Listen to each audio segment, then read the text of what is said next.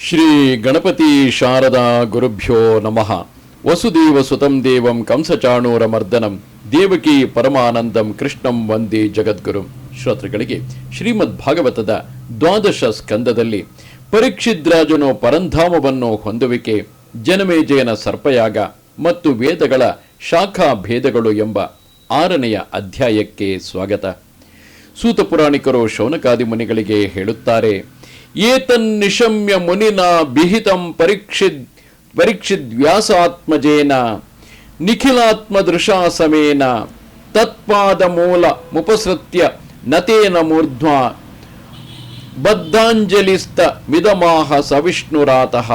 ಮುನಿಗಳೇ ಕೇಳಿರಿ, ವ್ಯಾಸಪುತ್ರರು ಎಲ್ಲದರಲ್ಲಿಯೂ ಪರಮಾತ್ಮನನ್ನು ಕಾಣುತ್ತಾ ಸರ್ವ ಸಮದೃಷ್ಟಿಯುಳ್ಳವರು ಆಗಿದ್ದ ಶುಕ ಬ್ರಹ್ಮರ್ಷಿಗಳ ಈ ಮಾತನ್ನು ಕೇಳಿ ವಿಷ್ಣುರಾತ ಅಂದರೆ ಶ್ರೀಕೃಷ್ಣನಿಂದ ಸಂರಕ್ಷಿತನಾದಂತಹ ಪರೀಕ್ಷಿದ್ರಾಜನು ಅವರ ಅಡಿದಾವರೆಗಳ ಬಳಿಗೆ ಸಾರಿ ವಿನಯದಿಂದ ತಲೆಬಾಗಿ ಅಂಜಲಿಗಳನ್ನು ಜೋಡಿಸಿಕೊಂಡು ಶುಕಮುನಿಗಳಲ್ಲಿ ಹೀಗೆ ವಿಜ್ಞಾಪಿಸಿದನು.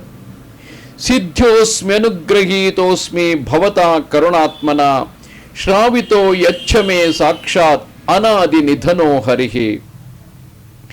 ಪರಮ ಪೂಜ್ಯರೇ, ಆದ್ಯಂತರಹಿತನಾದ ಸಾಕ್ಷಾತ್ ಶ್ರೀಹರಿಯ ಸ್ವರೂಪ ಚರಿತ್ರಾದಿಗಳನ್ನು ಕರುಣಾಸಿಂಧುಗಳಾದ ತಾವು ನನಗೆ ಮನವರಿಕೆಯಾಗುವಂತೆ ವರ್ಣನೆ ಮಾಡಿದ್ದು ಪರಮಾನುಗ್ರಹವಾಯಿತು. ಇದರಿಂದ ನಾನು ಧನ್ಯನಾದೆನು, ಕೃತಕೃತ್ಯನಾದೆನು. ಅಜ್ಞಾನಿಗಳು, ಸಂಸಾರ ಸಂತಪ್ತರು ಆದ ಪ್ರಾಣಿಗಳ ವಿಷಯದಲ್ಲಿ ತಮ್ಮಂತಹ ಮಹಾತ್ಮರು ಹೀಗೆ ಅನುಗ್ರಹವನ್ನು ತೋರುವುದರಲ್ಲಿ ದೊಡ್ಡ ಅಚ್ಚರಿಯೇನೂ ಇಲ್ಲ. ಪರಮೋತ್ತಮ ಕೀರ್ತಿಶಾಲಿಯಾದ ಶ್ರೀ ಭಗವಂತನನ್ನು ಚೆನ್ನಾಗಿ ವರ್ಣಿಸುವಂತಹ ಈ ಶ್ರೀಮದ್ ಭಾಗವತ ಪುರಾಣ ಸಂಹಿತೆಯನ್ನು ನನಗೆ ಸವಿಸ್ತಾರವಾಗಿ ಉಪದೇಶ ಮಾಡಿದಿರಲ್ಲವೇ? ಇದಕ್ಕಿಂತ ಇನ್ನೇನು ಅನುಗ್ರಹ ಬೇಕು? ಕೇಳತಕ್ಕದ್ದಾದರೂ ಮತ್ತೇನಿರುತ್ತದೆ? ಓ ಭಗವಂತರೇ, ಇನ್ನು ನಾನು ನನ್ನ ಮರಣಕ್ಕೆ ನಿಮಿತ್ತವಾಗಬಹುದಾದ ತಕ್ಷಕನೇ ಮುಂತಾದ ಯಾರಿಗೂ ಹೆದರುವುದಿಲ್ಲ. ತಾವು ತೋರಿಸಿದ ಪರಮಾಭಯವಾದ ಪರಬ್ರಹ್ಮದಲ್ಲಿ ಪ್ರವೇಶ ಮಾಡಿದ ಬಳಿಕ ಇನ್ನು ನನಗೆ ಭಯವೆತ್ತನದು. ಬ್ರಹ್ಮರ್ಷಿ ಶ್ರೇಷ್ಠರೇ, ಇನ್ನು ನಾನು ಮಾತನಾಡುವುದನ್ನು ನಿಲ್ಲಿಸಿ ಕಾಮ ಸಂಸ್ಕಾರ ರಹಿತವಾದ ಮನಸ್ಸನ್ನು ಇಂದ್ರಿಯಾತೀತನಾದ ಪರಮಾತ್ಮನಲ್ಲಿ ಪ್ರವೇಶ ಮಾಡಿಸಿ ಪ್ರಾಣವನ್ನು ತೊರೆಯುತ್ತೇನೆ. ಇದಕ್ಕೆ ಅನುಮತಿಯನ್ನು ಅನುಗ್ರಹಿಸಿರಿ. ತಾವು ಉಪದೇಶ ಮಾಡಿದ ಜ್ಞಾನ ಮತ್ತು ವಿಜ್ಞಾನಗಳಲ್ಲಿ ನೆಲೆಸಿದ್ದರಿಂದ ನನ್ನ ಅಜ್ಞಾನವೆಲ್ಲವೂ ತೊಲಗಿ ಹೋಯಿತು. ಅತ್ಯಂತ ಕಲ್ಯಾಣಮಯನಾದ ಭಗವಂತನ ಪದವನ್ನು ತಾವು ನನಗೆ ತೋರಿಸಿಕೊಟ್ಟಿರುವಿರಿ. ಸೂತ ಪುರಾಣಿಕರು ಹೇಳುತ್ತಾರೆ, ಎಲೈ ಮಹರ್ಷಿಗಳೇ, ಹೀಗೆ ಅರಿಕೆ ಮಾಡಿಕೊಂಡು ಆ ರಾಜಶ್ರೇಷ್ಠನು ತಮ್ಮನ್ನು ಪೂಜಿಸಲು ಭಗವಾನ್ ಶುಕಮುನಿಗಳು ಆತನ ಬೀಳ್ಕೊಡುಗೆಯನ್ನು ಪಡೆದು ಸಾಧು ಮಹಾತ್ಮ ಸನ್ಯಾಸಿಗಳ ಜೊತೆಯಲ್ಲಿ ಅಲ್ಲಿಂದ ಹೊರಟು ಹೋದರು.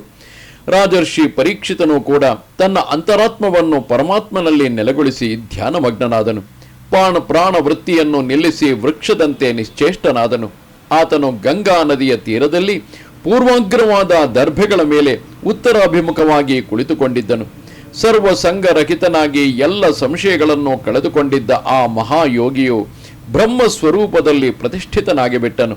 ಎಲೈ ಮಹರ್ಷಿಗಳೇ, ಕ್ರೋಧದಿಂದ ಶಾಪವನ್ನು ಕೊಟ್ಟಿದ್ದ ಮುನಿಕುಮಾರ ಶೃಂಗಿಯಿಂದ ಪ್ರೇರಿತನಾದ ತಕ್ಷಕನು ರಾಜರ್ಷಿ ಪರೀಕ್ಷಿತನನ್ನು ಕೊಂದು ಹಾಕುವ ಉದ್ದೇಶದಿಂದ ಆತನ ಬಳಿಗೆ ಬರುತ್ತಾ ಮಾರ್ಗದಲ್ಲಿ ಕಶ್ಯಪನೆಂಬ ಬ್ರಾಹ್ಮಣನನ್ನು ಕಂಡನು. ಆ ಬ್ರಾಹ್ಮಣನಾದರೂ ಸರ್ಪ ವಿಷವನ್ನು ಹೋಗಲಾಡಿಸುವ ಚಿಕಿತ್ಸೆಯಲ್ಲಿ ಅತ್ಯಂತ ನಿಪುಣನಾಗಿದ್ದನು. ತಕ್ಷಕನು ಆತನಿಗೆ ತುಂಬಾ ಹಣವನ್ನು ಕೊಟ್ಟು ಆತನು ರಾಜನ ಬಳಿಗೆ ಬರದಂತೆ ಹಿಂದಿರುಗಿಸಿಬಿಟ್ಟನು. ಇಷ್ಟ ಬಂದ ರೂಪವನ್ನು ತಾಳುವ ಶಕ್ತಿಯನ್ನು ಹೊಂದಿದ್ದ ಆ ಘೋರ ಸರ್ಪವು ಬ್ರಾಹ್ಮಣ ರೂಪದಲ್ಲಿ ತನ್ನನ್ನು ಮರೆಸಿಕೊಂಡು ಪರೀಕ್ಷಿದ್ರಾಜನ ಬಳಿಗೆ ಬಂದು ಆತನನ್ನು ಕಚ್ಚಿಬಿಟ್ಟನು. ರಾಜನು ಆಗ ಪರಬ್ರಹ್ಮದಲ್ಲಿ ಪ್ರತಿಷ್ಠಿತನಾಗಿ ಬಿಟ್ಟಿದ್ದನು. ಆತನ ದೇಹಕ್ಕೆ ಮಾತ್ರ ತಕ್ಷಕನ ವಿಷದ ಅಗ್ನಿಯು ಹತ್ತಿಕೊಂಡು ಎಲ್ಲರೂ ನೋಡುತ್ತಿರುವಂತೆಯೇ ಅದು ಬೂದಿಯಾಗಿ ಬಿಟ್ಟಿತು.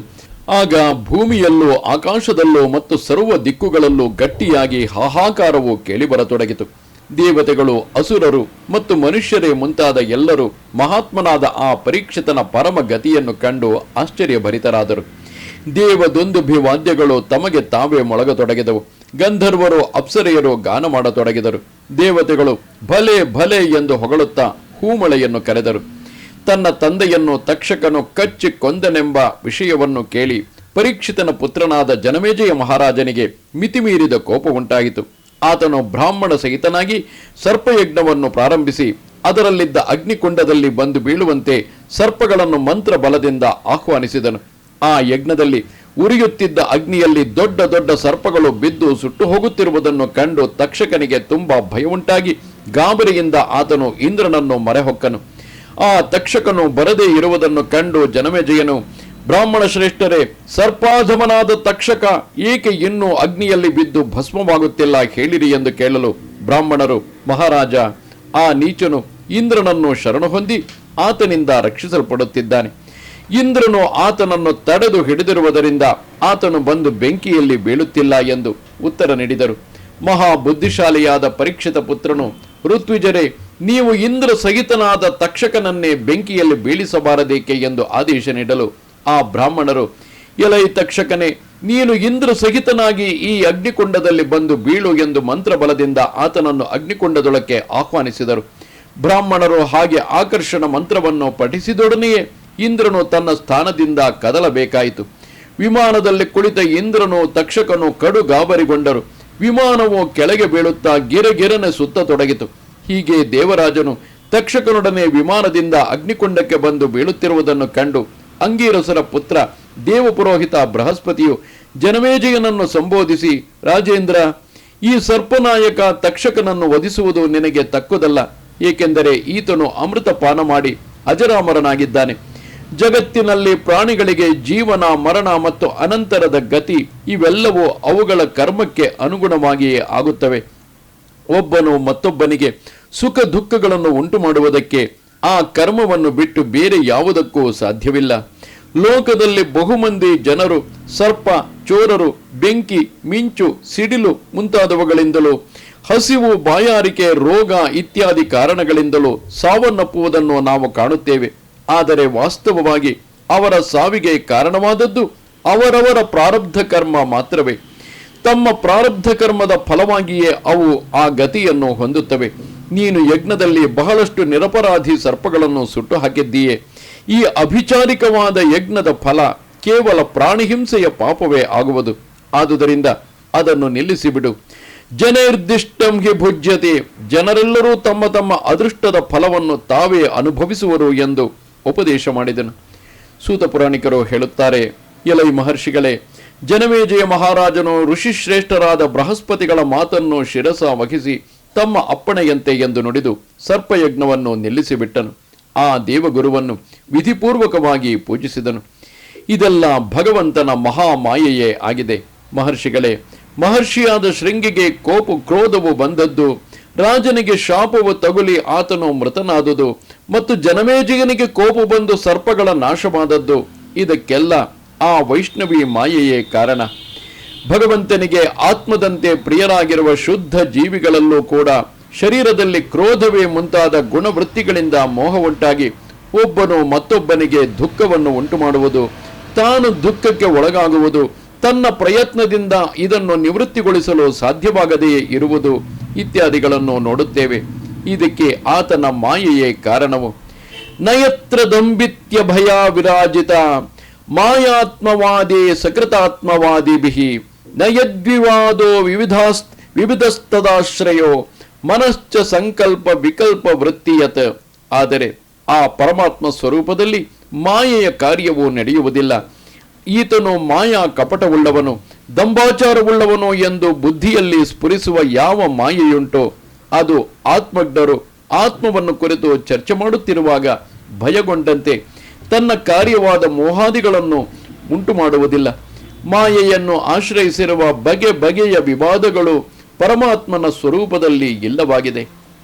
ನಯತ್ರ ಸೃಜ್ಯಂ ಸೃಜತೋ ಭಯೋ ಪರಂ ಶ್ರೇಯಶ್ಚ ಜೀವಸ್ತ್ರಿಭಿರನ್ವಿತಸ್ತ್ವಹಂ ತದೇತದುತ್ಸಾದಿತ ಬಾಧ್ಯ ಬಾಧಕಂ ನಿಷಿದ್ಯ ಚೋರ್ಮೀನ್ ವಿರಮೇತ್ ಸ್ವಯಂ ಮುನಿಃ. ಸಂಕಲ್ಪ ವಿಕಲ್ಪ ಮಾಡುವ ಮನಸ್ಸೂ ಕೂಡ ಅಲ್ಲಿ ಶಾಂತವಾಗಿ ಬಿಡುತ್ತದೆ. ಕರ್ಮ, ಅದರ ಸಾಮಗ್ರಿ ಮತ್ತು ಅವುಗಳಿಂದ ಸಾಧ್ಯವಾಗುವ ಕರ್ಮ, ಈ ಮೂರರಿಂದಲೂ ಕೂಡಿದ ಅಹಂಕಾರಾತ್ಮಕನಾದ ಜೀವ, ಇವೆಲ್ಲವೂ ಯಾವನಲ್ಲಿ ಇಲ್ಲವೋ ಅಂತಹ ಪರಮಾತ್ಮನಿಗೆ ಯಾವುದರಿಂದಲೂ ಬಂಧವಿಲ್ಲ. ಆತನನ್ನು ಯಾರೂ ವಿರೋಧಿಸಲಾರರು, ಆತನು ಯಾರನ್ನೂ ವಿರೋಧಿಸುವುದಿಲ್ಲ.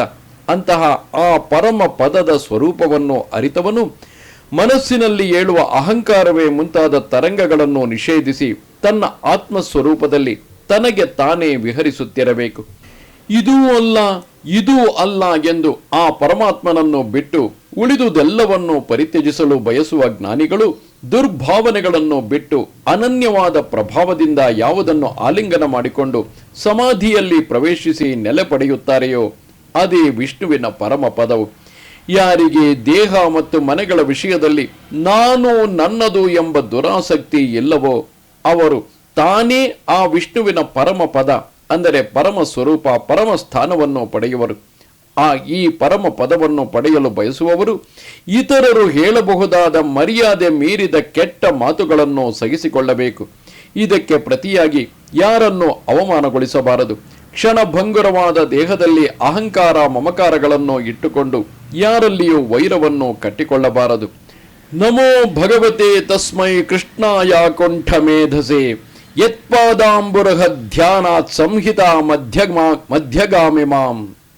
ಯಾವನ ಅಡಿದಾವರೆಗಳನ್ನು ಧ್ಯಾನಿಸಿದ್ದರಿಂದ ನನಗೆ ಈ ಶ್ರೀಮದ್ ಭಾಗವತ ಮಹಾಸಂಹಿತೆಯನ್ನು ಪಡೆಯಲು ಸಾಧ್ಯವಾಯಿತೋ ಅಂತಹ ಅಕ್ಷತ ಅನಂತ ಜ್ಞಾನ ಪರಿಪೂರ್ಣನಾದ ಭಗವಂತನಾದ ಶ್ರೀಕೃಷ್ಣನಿಗೆ ನಮೋ ನಮಃ.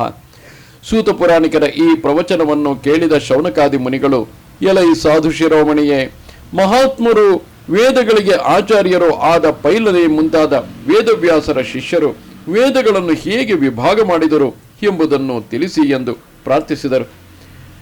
ಸೂತ ಪುರಾಣಿಕರು ಅವರಿಗೆ ಹೀಗೆಂದರು, ಮಹರ್ಷಿಗಳೇ, ಸತ್ಯಲೋಕವೆಂಬ ಪರಮ ಪದದಲ್ಲಿರುವ ಬ್ರಹ್ಮದೇವರು ಏಕಾಗ್ರಚಿತ್ತರಾದಾಗ ಅವರ ಹೃದಯಾಕಾಶದಲ್ಲಿ ಒಂದು ವಿಲಕ್ಷಣವಾದ ನಾದವು ಉಂಟಾಯಿತು. ಕಂಠವೇ ಮುಂತಾದ ಯಾವ ಸ್ಥಾನದೊಡನೆ ಘರ್ಷಣೆಯೇ ಇಲ್ಲದೆ ತನಗೆ ತಾನೇ ಉಂಟಾದ ಅನಾಹತ ನಾದ ಅದು.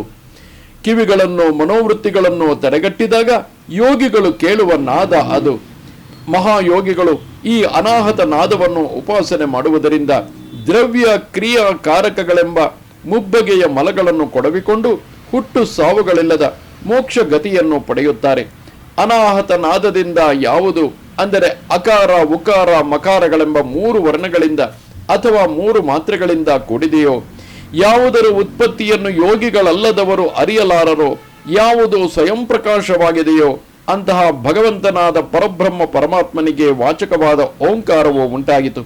ಪರಮಾತ್ಮನಿಂದ ಹೃದಯಾಕಾಶದಲ್ಲಿ ಅಭಿವ್ಯಕ್ತವಾಗುವ ಈ ಪ್ರಣವದಿಂದಲೇ ವಾಣಿಯು ಅಭಿವ್ಯಕ್ತವಾಗುತ್ತದೆ. ವೇದವಾಣಿಯು ಇದರಿಂದ ಅಭಿವ್ಯಕ್ತವಾಗುತ್ತದೆ. ಎಲ್ಲ ಇಂದ್ರಿಯಗಳು ಲಯ ಹೊಂದಿ ಕಿವಿಯ ವೃತ್ತಿಯು ನಿದ್ರಿಸುತ್ತಿರುವಾಗ ಒಳಗಿವಿಯಲ್ಲಿ ಈ ಸ್ಫೋಟವೆಂದು ಪ್ರಸಿದ್ಧವಾದ ನಾದವನ್ನು ಯೋಗಿಗಳು ಕೇಳುತ್ತಾರೆ. ಈ ನಾದವು ತನಗೆ ಮೂಲ ಆಶ್ರಯವಾದ ಪರಬ್ರಹ್ಮ ಪರಮಾತ್ಮನಿಗೆ ನೇರವಾಗಿ ವಾಚಕವಾಗಿದೆ. ಸಮಸ್ತ ಮಂತ್ರ, ಉಪನಿಷತ್ತು ಮತ್ತು ವೇದಗಳಿಗೂ ಸನಾತನವಾದ ಬೀಜವಾಗಿದೆ. ಆ ಉ ಎಂಬ 3 ಈ ಓಂಕಾರದ 3 ವರ್ಣಗಳು. ಈ 3 ಸತ್ವ ರಜಸ್ಸು ತಮಸ್ಸು ಎಂಬ 3 ಗುಣಗಳ ರೂಪದಲ್ಲಿಯೂ, ಋಕ್ ಯಜಸ್ಸು ಸಾಮ ಎಂಬ 3 ನಾಮಗಳ ರೂಪದಲ್ಲಿಯೂ, ಭೂ ಭುವಃ ಸುವಹ ಎಂಬ 3 ಅರ್ಥಗಳ ರೂಪದಲ್ಲಿಯೂ, ಜಾಗೃತ್ ಸ್ವಪ್ನ ಸುಷುಪ್ತಿ ಎಂಬ 3 ವೃತ್ತಿಗಳ ರೂಪದಲ್ಲಿಯೂ 3 ಲೆಕ್ಕಿಸಲ್ಪಡುವ ಭಾವಗಳನ್ನು ಧರಿಸುತ್ತವೆ. ಅನಂತರ ಭಗವಂತರಾದ ಬ್ರಹ್ಮದೇವರು ಈ ಓಂಕಾರದಿಂದ ಅಂತಸ್ಥ, ಊಷ್ಮ, ಸ್ವರ, ಸ್ಪರ್ಶ, ಹ್ರಸ್ವ ಮತ್ತು ದೀರ್ಘ ಎಂಬಿವೆ ಮುಂತಾದ ಲಕ್ಷಣಗಳುಳ್ಳ ವರ್ಣಗಳ ಸಮೂಹ ಮಾಲೆಯನ್ನು ಸೃಷ್ಟಿ ಮಾಡಿದರು. ಇದರಿಂದಲೇ ಬ್ರಹ್ಮದೇವರು ತಮ್ಮ 4 ಮುಖಗಳಿಂದ ಹೋತೃ, ಅಧ್ವರ್ಯು, ಉದ್ಗಾತೃ ಮತ್ತು ಬ್ರಹ್ಮ ಎಂಬ 4 ಮಂದಿ ಋತುಜರ ಕರ್ಮಗಳನ್ನು ಕ್ರಮವಾಗಿ ತಿಳಿಸುವುದಕ್ಕಾಗಿ ಓಂಕಾರ ಮತ್ತು ವ್ಯಾಹೃತಿಗಳಿಂದ ಕೂಡಿದ ಋಗ್ವೇದ, ಯಜುರ್ವೇದ, ಸಾಮವೇದ ಮತ್ತು ಅಥರ್ವ ವೇದಗಳೆಂಬ 4 ವೇದಗಳನ್ನು ಪ್ರಕಟ ಮಾಡಿದರು. ವೇದಗ್ರಹಣದಲ್ಲಿ ಕುಶಲರಾದ ಬ್ರಹ್ಮರ್ಷಿಗಳಾದ ಮರೀಚಿಯೇ ಮುಂತಾದ ತನ್ನ ಪುತ್ರರಿಗೆ ಇವುಗಳನ್ನು ಉಪದೇಶ ಮಾಡಿದರು. ಧರ್ಮವನ್ನು ಉಪದೇಶ ಮಾಡುವುದರಲ್ಲಿ ನಿಪುಣರಾದ ಈ ಬ್ರಹ್ಮರ್ಷಿಗಳು ತಾವು ಅಧ್ಯಯನ ಮಾಡಿದ್ದ ವೇದಗಳನ್ನು ತಮ್ಮ ಪುತ್ರರಿಗೆ ಉಪದೇಶ ಮಾಡಿದರು. ಈ ವೇದಗಳು ಸಂಪ್ರದಾಯ ಪರಂಪರೆಯಿಂದ ವ್ರತನಿಷ್ಠರಾಗಿದ್ದ ಇವರ ಶಿಷ್ಯರ ಪ್ರಶಿಷ್ಯರ ಮೂಲಕ 4 ಯುಗಗಳಲ್ಲಿಯೂ ಅಧ್ಯಯನ ಮಾಡಲ್ಪಡುತ್ತಾ ಬೆಳಗಿದವು. ದ್ವಾಪರ ಯುಗದ ಪ್ರಾರಂಭದಲ್ಲಿ ಮಹರ್ಷಿಗಳು ಈ ವೇದಗಳನ್ನು ವಿಭಾಗ ಮಾಡಿದರು. ಕಾಲದ ಪ್ರಭಾವದಿಂದ ಜನರ ಆಯಸ್ಸು, ಶಕ್ತಿ ಮತ್ತು ಬುದ್ಧಿಗಳು ಕ್ಷೀಣಿಸಿದ್ದನ್ನು ಗಮನಿಸಿದ ಆ ಮಹರ್ಷಿಗಳು ತಮ್ಮ ಹೃದಯದಲ್ಲಿ ಬೆಳಗುತ್ತಿದ್ದ ಪರಮಾತ್ಮನ ಪ್ರೇರಣೆಯಂತೆ ವೇದಗಳನ್ನು ಬಹುವಿಧವಾಗಿ ವಿಭಾಗ ಮಾಡಿದರು. ಶೌನಕ ಮಹರ್ಷಿಗಳೇ, ಈ ವೈವಸ್ವತ ಮನ್ವಂತರದಲ್ಲಿಯೂ ಕೂಡ ಬ್ರಹ್ಮದೇವರು ಮತ್ತು ರುದ್ರದೇವರೇ ಮುಂತಾದ ಲೋಕಪಾಲಕರ ಪ್ರಾರ್ಥನೆಯಂತೆ ವಿಶ್ವಕರ್ತನಾದ ಭಗವಂತನು ಧರ್ಮ ಸಂರಕ್ಷಣೆಗಾಗಿ ಪರಾಶರ ಮಹರ್ಷಿಯಿಂದ ಸತ್ಯವತಿ ದೇವಿಯ ಗರ್ಭದಲ್ಲಿ ತನ್ನ ಅಂಶಾಂಶ ಕಲಾ ಸ್ವರೂಪರಾದ ಕೃಷ್ಣ ದ್ವೈಪಾಯನರ ರೂಪದಲ್ಲಿ ಅವತಾರ ಮಾಡಿ ವೇದ ವಿಭಾಗ ಮಾಡಿದ್ದಾನೆ. ಈ ಯುಗದಲ್ಲಿ ವೇದಗಳನ್ನು ಋಕ್ಕು, ಯಜಸ್ಸು, ಸಾಮ ಮತ್ತು ಅಥರ್ವ ಎಂದು ನಾಲ್ಕಾಗಿ ಭಗವಾನ್ ಕೃಷ್ಣ ದ್ವೈಪಾಯನರು ವಿಭಾಗ ಮಾಡಿದ್ದಾರೆ. ಮಣಿಗಳ ಸಮೂಹದಿಂದ ಬೇರೆ ಬೇರೆ ಜಾತಿಯ ಮಣಿಗಳನ್ನು ಆರಿಸಿ ವರ್ಗೀಕರಿಸುವಂತೆ ಅವರು ವೇದ ರಾಶಿಯಿಂದ ಋಕ್ಕು, ಯಜಸ್ಸು, ಸಾಮ ಮತ್ತು ಅಥರ್ವ ಭಾಗಗಳನ್ನು ಆರಿಸಿ ಮಂತ್ರಗಳ ಆಕಾರ ಪ್ರಕರಣಗಳಿಗೆ ಅನುಸಾರವಾಗಿ ವರ್ಗೀಕರಿಸಿ ಋಗ್ವೇದ, ಯಜುರ್ವೇದ, ಸಾಮವೇದ ಮತ್ತು ಅಥರ್ವ ವೇದಗಳೆಂಬ 4 ಸಂಹಿತೆಗಳನ್ನು ರಚಿಸಿದರು. ಮಹಾಮೇಧಾವಿಗಳಾದ ಆ ವೇದವ್ಯಾಸ ಭಗವಂತರು ತಮ್ಮ 4 ಮಂದಿ ಶಿಷ್ಯರನ್ನು ಕರೆಯಿಸಿ ಆ ಸಂಹಿತೆಗಳಲ್ಲಿ ಒಬ್ಬೊಬ್ಬರಿಗೆ ಒಂದೊಂದನ್ನು ದಯಪಾಲಿಸಿದರು. ಪೈಲ ಎನ್ನುವ ಶಿಷ್ಯನಿಗೆ ಬಹುರಚ ಎಂದು ಕರೆಯಲ್ಪಡುವ ಮೊದಲನೆಯದಾದ ಋಕ್ ಸಂಹಿತೆಯನ್ನು, ವೈಶಂಪಾಯನ ಎಂಬ ಶಿಷ್ಯನಿಗೆ ನಿಗದ ಎಂದು ಕರೆಯಲ್ಪಡುವ ಎರಡನೆಯದಾದ ಯಜುಸ್ ಸಂಹಿತೆಯನ್ನು, ಜೈಮಿನಿ ಎನ್ನುವ ಶಿಷ್ಯನಿಗೆ ಸಾಮಶ್ರುತಿಗಳ ಛಂದೋಗ ಸಂಹಿತೆಯನ್ನು ಮತ್ತು ಸುಮಂತು ಎನ್ನುವ ಶಿಷ್ಯನಿಗೆ ಅಥರ್ವಾಂಗೀರಸ ಎಂಬ ಸಂಹಿತೆಯನ್ನು ಅಧ್ಯಯನ ಮಾಡಿಸಿದರು. ಮೊದಲಿಗೆ ಋಗ್ವೇದ ವಿಭಾಗಗಳು. ಪೈಲ ಮಹರ್ಷಿಗಳು ತಾವು ಕಲಿತ ಋಗ್ವೇದ ಸಂಹಿತೆಯನ್ನು 2 ವಿಧವಾಗಿ ವಿಂಗಡಿಸಿ ಅವುಗಳಲ್ಲಿ ಒಂದನ್ನು ಇಂದ್ರ ಪ್ರಮಿತಿಗೂ ಮತ್ತೊಂದನ್ನು ಭಾಷ್ಕಲನಿಗೂ ಅಧ್ಯಯನ ಮಾಡಿಸಿದರು. ಭಾಷ್ಕಲ ಮಹರ್ಷಿಗಳು ತಾವು ಅಧ್ಯಯನ ಮಾಡಿದ್ದ ವೇದ ಶಾಖೆಯನ್ನು 4 ಆಗಿ ವಿಭಾಗಿಸಿ ಅವುಗಳನ್ನು ತಮ್ಮ ಶಿಷ್ಯರಾದ ಬೋಧ್ಯ, ಯಾಜ್ಞವಲ್ಕ್ಯ, ಪರಾಶರ ಮತ್ತು ಅಗ್ನಿಮಿತ್ರರಿಗೆ ಅಧ್ಯಯನ ಮಾಡಿಸಿದರು. ಆತ್ಮ ಸಂಯಮಿಯಾದ ಇಂದ್ರ ಪ್ರಮಿತಿಯು ಪ್ರತಿಭಾಶಾಲಿ ಶಿಷ್ಯರಿಂದ ಮಾಂಡೂಕೇಯ ಋಷಿಗೆ ತನ್ನ ಸಂಹಿತೆಯನ್ನು ಉಪದೇಶಿಸಿದನು. ಮಾಂಡೂಕೇಯರ ಶಿಷ್ಯೋತ್ತಮರು ದೇವಮಿತ್ರರು. ಆ ದೇವಮಿತ್ರರು ಸೌಭರಿಯೇ ಮುಂತಾದ ಶಿಷ್ಯ ಶ್ರೇಷ್ಠರಿಗೆ ವೇದಗಳನ್ನು ಅಧ್ಯಯನ ಮಾಡಿಸಿದರು. ಮಾಂಡೂಕೇಯರ ಪುತ್ರರು ಶಾಕಲ್ಯರು. ಅವರು ತಮ್ಮ ಸಂಹಿತೆಯನ್ನು 5 ಆಗಿ ವಿಭಾಗ ಮಾಡಿ ಅವುಗಳನ್ನು ವಾತ್ಸ್ಯ, ಮುದ್ಗಲ, ಶಾಲೀಯ, ಗೌಖಲ್ಯ ಮತ್ತು ಶಿಶಿರರೆಂಬ ಶಿಷ್ಯರಿಗೆ ಹೇಳಿಕೊಟ್ಟರು. ಶಾಕಲ್ಯರಿಗೆ ಜಾತೂಕರ್ಣ್ಯ ಎಂಬ ಮತ್ತೊಬ್ಬ ಶಿಷ್ಯರಿದ್ದರು. ಅವರು ತಮ್ಮ ಸಂಹಿತೆಯನ್ನು 3 ಆಗಿ ವಿಭಾಗಿಸಿ ಅವುಗಳಿಗೆ ಸಂಬಂಧಪಟ್ಟ ನಿರುಕ್ತ ಸಹಿತವಾದ ಅವುಗಳನ್ನು ತಮ್ಮ ಶಿಷ್ಯರಾದ ಬಲಾಕ, ಪೈಜ, ವೈತಾಲ ಮತ್ತು ವಿರಜರಿಗೆ ಉಪದೇಶಿಸಿದರು. ಭಾಷ್ಕಲರ ಪುತ್ರ ಭಾಷ್ಕಲಿಯು ಎಲ್ಲ ಶಾಖೆಗಳಿಂದಲೂ ಸಂಗ್ರಹಿಸಿ ವಾಲಖಿಲ್ಯವೆಂಬ ಶಾಖೆಯನ್ನು ರಚಿಸಿದರು. ಅದನ್ನು ಪೈಲಾಯನಿ, ಭಜ್ಯ ಮತ್ತು ಕಾಸಾರ ಮುನಿಗಳು ಗ್ರಹಣ ಮಾಡಿದರು. ಈ ಬ್ರಹ್ಮರ್ಷಿಗಳು ಮೇಲೆ ಹೇಳಿದ ಸಂಪ್ರದಾಯಾನುಸಾರವಾಗಿ ಋಗ್ವೇದಕ್ಕೆ ಸೇರಿದ ಬರ್ಹ್ವಚ ಶಾಖೆಗಳನ್ನು ಧರಿಸಿದರು. ಈ ವೇದಗಳ ವಿಭಜನೆಯ ಇತಿಹಾಸವನ್ನು ಕೇಳಿದವನು ಎಲ್ಲ ಪಾಪಗಳಿಂದಲೂ ಬಿಡುಗಡೆ ಹೊಂದುತ್ತಾನೆ. ನಂತರ ಯಜುರ್ವೇದ ವಿಭಾಗ. ವೈಶಂಪಾಯನ ಮಹರ್ಷಿಗಳ ಕೆಲವು ಶಿಷ್ಯರಿಗೆ ಚರಕಾಧ್ವರ್ಯುಗಳು ಎಂದು ಹೆಸರಾಯಿತು. ಅಧ್ವರ್ಯು ವೇದ ಎಂದರೆ ಯಜುರ್ವೇದ. ವೈಶಂಪಾಯನರಿಂದ ಈ ಅಧ್ವರ್ಯು ವೇದವನ್ನು ಕಲಿತ ಕೆಲವರು ತಮ್ಮ ಗುರುಗಳಿಗೆ ಒದಗಿದ್ದ ಬ್ರಹ್ಮಹತ್ಯಾ ದೋಷಕ್ಕೆ ಪ್ರಾಯಶ್ಚಿತ್ತವಾಗಿ ಒಂದು ವ್ರತವನ್ನು ಆಚರಿಸಿದರು. ಆದುದರಿಂದ ಇವರು ಚರಕಾಧ್ವರ್ಯುಗಳು ಎನಿಸಿದರು. ಯಾಜ್ಞವಲ್ಕ್ಯ ಎಂಬುವರು ವೈಶಂಪಾಯನರ ಶಿಷ್ಯರಲ್ಲಿ ಒಬ್ಬರು. ಇವರು ಒಮ್ಮೆ ಆಚಾರ್ಯರ ಬಳಿಗೆ ಹೋಗಿ, ಭಗವಾನ್ ಆಚಾರ್ಯರೇ, ಈ ಚರಕಾಧ್ವರ್ಯುಗಳು ಅಲ್ಪ ಶಕ್ತಿಯುಳ್ಳವರು. ಇವರು ವ್ರತವನ್ನು ಆಚರಿಸಿದ್ದರಿಂದ ಏನು ಮಹಾಲಾಭ? ನಾನೊಬ್ಬನೇ ತಮ್ಮ ಪ್ರಾಯಶ್ಚಿತ್ತಕ್ಕಾಗಿ ದುಷ್ಕರವಾದ ವ್ರತವನ್ನು ಹಿಡಿಯುತ್ತೇನೆ ಎಂದು ವಿಜ್ಞಾಪಿಸಿದರು. ಶಿಷ್ಯನ ಈ ಮಾತನ್ನು ಕೇಳಿ ವೈಶಂಪಾಯನರಿಗೆ ಬಹಳ ಕ್ರೋಧ ಉಂಟಾಗಿತು. ಅವರು, ಎಲವೋ ಯಾಜ್ಞವಲ್ಕ್ಯ, ಸಾಕು ಮಾಡು ನಿನ್ನ ಅಹಂಕಾರದ ಮಾತನ್ನು. ಬ್ರಾಹ್ಮಣರನ್ನು ಅವಮಾನ ಮಾಡಿದ ನಿನ್ನಂತಹ ಶಿಷ್ಯನ ಅವಶ್ಯಕತೆಯನ್ನು ನನಗೆ ಇಲ್ಲ. ನನ್ನಿಂದ ಕಲಿತಿರುವ ವೇದವನ್ನೆಲ್ಲ ಇಲ್ಲಿಯೇ ಬಿಟ್ಟು ಬೇಗನೆ ಹೊರಟು ಹೋಗು ಎಂದು ಆಜ್ಞಾಪಿಸಿದರು. ಅಂತೆಯೇ ಆ ದೇವರಾತ ಪುತ್ರರಾದ ಯಾಜ್ಞವಲ್ಕ್ಯರು ತಾವು ಗುರುಗಳಿಂದ ಕಲಿತಿದ್ದ ಯಜುರ್ವೇದ ಮಂತ್ರ ಸಮೂಹವನ್ನು ಅಲ್ಲಿಯೇ ಕಕ್ಕಿಬಿಟ್ಟು ಅಲ್ಲಿಂದ ಹೊರಟು ಹೋದರು. ಅನಂತರ ಅಲ್ಲಿದ್ದ ಕೆಲವು ಋಷಿಗಳಿಗೆ ಹಾಗೆ ಕಕ್ಕಲ್ಪಟ್ಟ ಯಜುರ್ವೇದ ಮಂತ್ರ ಸಮೂಹವನ್ನು ಕಂಡು ಹೇಗಾದರೂ ಅದನ್ನು ಗ್ರಹಿಸಿ ಬಿಡಬೇಕೆಂಬ ಆಸೆಯುಂಟಾಯಿತು. ಆಗ ಅವರು ತಿತ್ತಿರಿ ಪಕ್ಷಿಗಳ ರೂಪವನ್ನು ತಾಳಿ ಅದನ್ನು ಸೇವಿಸಿಬಿಟ್ಟರು. ಹಾಗೆ ಅವರು ಗ್ರಹಿಸಿದ ಯಜುರ್ವೇದ ಗಣವು ತೈತ್ತೀರಿಯ ಎಂಬ ಪರಮ ರಮಣೀಯವಾದ ವೇದ ಶಾಖೆಯಾಯಿತು. ಅನಂತರ ಯಾಜ್ಞವಲ್ಕ್ಯರಿಗೆ ತಮ್ಮ ಗುರುಗಳ ಬಳಿಯಲ್ಲೂ ಇಲ್ಲದೆ ಇದ್ದಂತಹ ಶ್ರುತಿಗಳನ್ನು ಸಂಪಾದಿಸಬೇಕೆಂಬ ಉತ್ಕಟವಾದ ಆಸೆಯುಂಟಾಯಿತು. ಅದಕ್ಕಾಗಿ ಅವರು ಸೂರ್ಯ ಭಗವಂತನನ್ನು ಸ್ತುತಿಸಿ ಆರಾಧಿಸಿದರು. ಓಂಕಾರ ಸ್ವರೂಪನಾದ ಭಗವಂತನಾದ ಆದಿತ್ಯನಿಗೆ ನಮಸ್ಕಾರವು. ಪ್ರಭುವೆ, ನೀನು ಸಂಪೂರ್ಣ ಜಗತ್ತಿಗೆ ಆತ್ಮಸ್ವರೂಪನೂ ಆಗಿದ್ದೀಯೇ.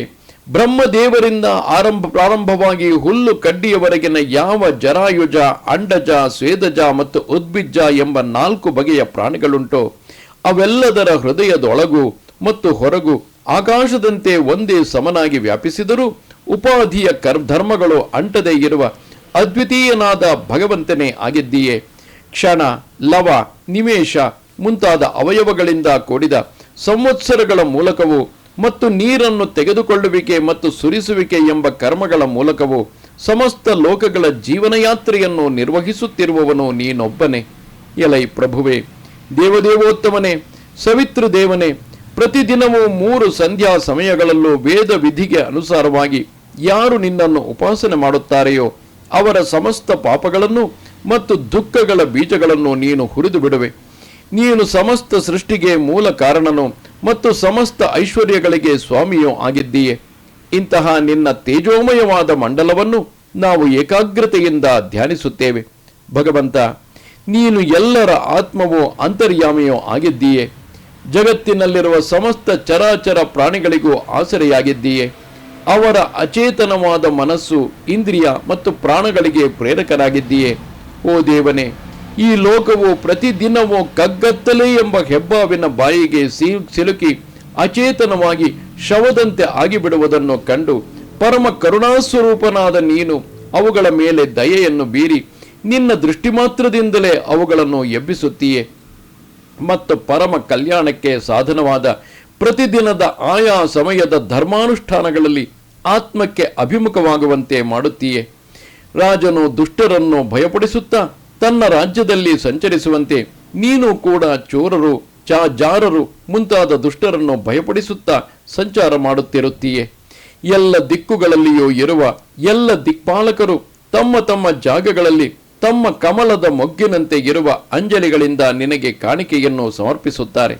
ಓ ಭಗವಂತನೇ, ನಿನ್ನ 2 ಅಡಿದಾವರೆಗಳು 3 ಲೋಕಗಳಿಗೂ ಗುರುಗಳಂತೆ ಇರುವ ಮಹಾತ್ಮರಿಂದ ವಂದಿತವಾಗಿವೆ. ನನಗೆ ಇಲ್ಲಿಯವರೆವಿಗೂ ಯಾರಿಗೂ ದೊರೆಯದೇ ಇರುವಂತಹ ನೂತನವಾದ ಯಜುರ್ವೇದವು ದೊರೆಯಲಿ. ಅದಕ್ಕಾಗಿ ಶರಣಾಗತನಾಗಿ ನಿನ್ನಲ್ಲಿಗೆ ಬಂದಿದ್ದೇನೆ. ಸೂತ ಮಹರ್ಷಿಗಳು ಹೇಳುತ್ತಾರೆ, ಎಲೈ ಸನಕಾದಿ ಮುನಿಗಳೇ, ಯಾಜ್ಞವಲ್ಕ್ಯ ಮುನಿಗಳು ಮಾಡಿದ ಈ ಸ್ತುತಿಯನ್ನು ಕೇಳಿ ಪ್ರಸನ್ನನಾದ ಸೂರ್ಯ ಭಗವಂತನು ಅವರ ಮುಂದೆ ಒಂದು ಕುದುರೆಯ ರೂಪದಲ್ಲಿ ಪ್ರಕಟಗೊಂಡು ಅವರಿಗೆ ಅಲ್ಲಿಯವರೆಗೂ ಯಾರಿಗೂ ದೊರೆಯದೇ ಇದ್ದಂತಹ ಮಂತ್ರಗಳನ್ನು ಉಪದೇಶ ಮಾಡಿದನು. ಆಗ ಯಾಜ್ಞವಲ್ಕ್ಯರು ತಾವು ಕಲಿತ ಯಜುರ್ವೇದ ಮಂತ್ರಗಳಿಂದ ಯಜುರ್ವೇದದ 15 ಶಾಖೆಗಳನ್ನು ರಚಿಸಿದರು. ಇವೇ ವಾಜಸನೇಯ ಸಂಹಿತೆ ಎಂಬ ಹೆಸರಿನಿಂದ ಪ್ರಸಿದ್ಧವಾಗಿವೆ. ಇದನ್ನು ಕಾಣ್ವ, ಮಾದ್ಯಂಧಿನರೆ ಮುಂತಾದ ಋಷಿಗಳು ಗ್ರಹಣ ಮಾಡಿದರು. ಶ್ರೀ ಕೃಷ್ಣದ್ವೈಪಾಯನ ಮಹರ್ಷಿಗಳಿಂದ ಜೈಮಿನಿ ಮುನಿಗಳು ಸಾಮಸಂಹಿತೆಯನ್ನು ಅಧ್ಯಯನ ಮಾಡಿದರಷ್ಟೇ. ಆ ಜೈಮಿನಿ ಮುನಿಗಳ ಪುತ್ರ ಸುಮಂತು ಮುನಿ ಮತ್ತು ಪೌತ್ರನು ಸುನ್ವಾನ್ ಜೈಮಿನಿಗಳು ತಮ್ಮ ಪುತ್ರನಿಗೆ ಒಂದು ಸಂಹಿತೆಯನ್ನು ಮತ್ತು ಪೌತ್ರನಿಗೆ ಒಂದು ಸಂಹಿತೆಯನ್ನು ಉಪದೇಶ ಮಾಡಿದರು. ಜೈಮಿನಿಗೆ ಸುಕರ್ಮ ಎಂಬ ಒಬ್ಬ ಶಿಷ್ಯ ಶ್ರೇಷ್ಠನಿದ್ದನು. ಸಾಮವೇದವೆಂಬ ಮಹಾವೃಕ್ಷಕ್ಕೆ 1000 ಸಂಹಿತ ಶಾಖೆಗಳನ್ನು ಏರ್ಪಡಿಸಿದವನು ಈ ಸುಕರ್ಮ ಮಹರ್ಷಿಯೇ. ಸುಕರ್ಮನ ಶಿಷ್ಯರು ಕೋಸಲ ದೇಶ ನಿವಾಸಿಗಳಾದ ಹಿರಣ್ಯನಾಭ, ಪೌಷ್ಯಂಜಿ ಮತ್ತು ಬ್ರಹ್ಮವಿದರಲ್ಲಿ ಶ್ರೇಷ್ಠತಮರಾದ ಅವಂತ್ಯರು. ಇವರು ಆ 1000 ಸಂಹಿತಾ ಶಾಖೆಗಳನ್ನು ಆಚಾರ್ಯರಿಂದ ಗ್ರಹಿಸಿದರು. ಪೌಷ್ಯಂಜಿ ಮತ್ತು ಅವಂತ್ಯರಿಗೆ 500 ಮಂದಿ ಶಿಷ್ಯರಿದ್ದರು. ಇವರು ಉತ್ತರ ದೇಶದವರಾದುದರಿಂದ ಔದೀಚ್ಯ ಸಾಮವೇದಿಗಳೆನಿಸಿದರು.